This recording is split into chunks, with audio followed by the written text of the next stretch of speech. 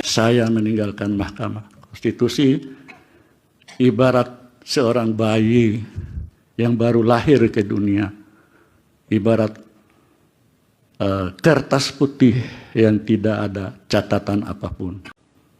Pada 6 April 2011, ketika mengucapkan sumpah di hadapan Presiden yang waktu itu dijabat oleh Bapak SBY, langsung pada siang harinya saya mengikuti sidang, dan alhamdulillah walaupun segala suka duka saya alami, tetapi saya tetap yakin dengan janji Allah tadi yang sudah pasti dan tidak akan diingkari oleh Allah. Apapun janji Allah itu tidak pernah Allah itu mengingkari janji. Mulai dari masuk di sini dihantam oleh semua buah tsunami besar.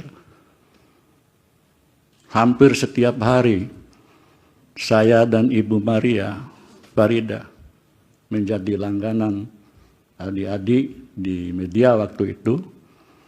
Judulnya besar. Ditemukan beberapa amplop di sebuah tempat yang bertuliskan satu atas nama Anwar Usman, satu atas nama Maria Farida. Sampai-sampai Ibu Maria, Prof. Maria, beliau mencurahkan isi hatinya kepada saya bahwa anaknya yang kuliah di Universitas Indonesia sampai tidak tahan menerima bulian dari kawan-kawannya. Satu kalimat saya tanggapi, biarkan Bunda, waktu yang akan membuktikan.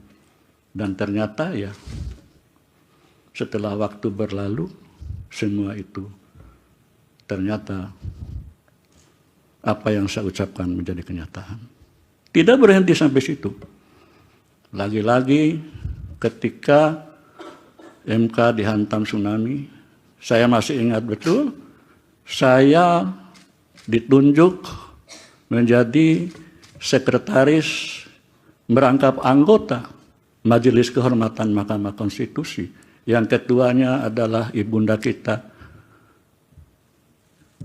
Ibu Arsul-Sani, waktu itu menjadi ketua MK dengan anggotanya para tokoh. Satu Prof. Bagirmanan, kedua Prof. Ahmad Sadiki, yang ketiga Kiai Haji As'ad Ali, mantan wakil ketua Badan Intelijen Negara. Kami bekerja keras dan alhamdulillah kami menyelesaikan tugas dengan baik. Ya itulah lika-liku kehidupan. Dan tidak tahu saya menjelang mengakhiri jabatan, justru saya menjadi terperiksa oleh Majelis Kehormatan Mahkamah Konstitusi. Tetapi waktu itu saya dengan hati yakin akan janji Allah, bahwa ketika kebenaran datang, maka akan hancurlah segala kebohongan, kepalsuan. Dan itu yang saya laksanakan, dan itu yang saya alami. Alhamdulillah, saya mengakhiri tugas, meninggalkan gedung ini dengan hati yang lega. Saya meneteskan air mata tadi, bukan karena apa-apa, karena begitu banyak suka duka yang saya alami, akhirnya janji Allah terbukti. Saya meninggalkan Mahkamah Konstitusi ibarat seorang bayi yang baru lahir ke dunia, ibarat kertas putih yang tidak ada catatan apapun. Alhamdulillah. Saya harapkan kepada adik-adik saya, jangan takut.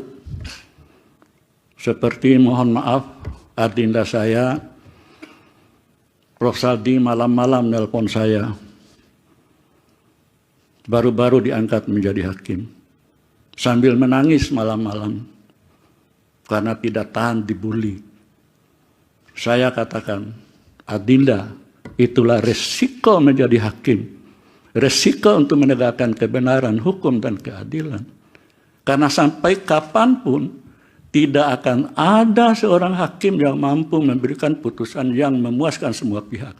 Ini mohon dicamkan. Jadi tepatlah apa yang dikatakan oleh adinda saya, Pak Soehartoyo dalam suatu kesempatan ketika RPH. Sesungguhnya hakim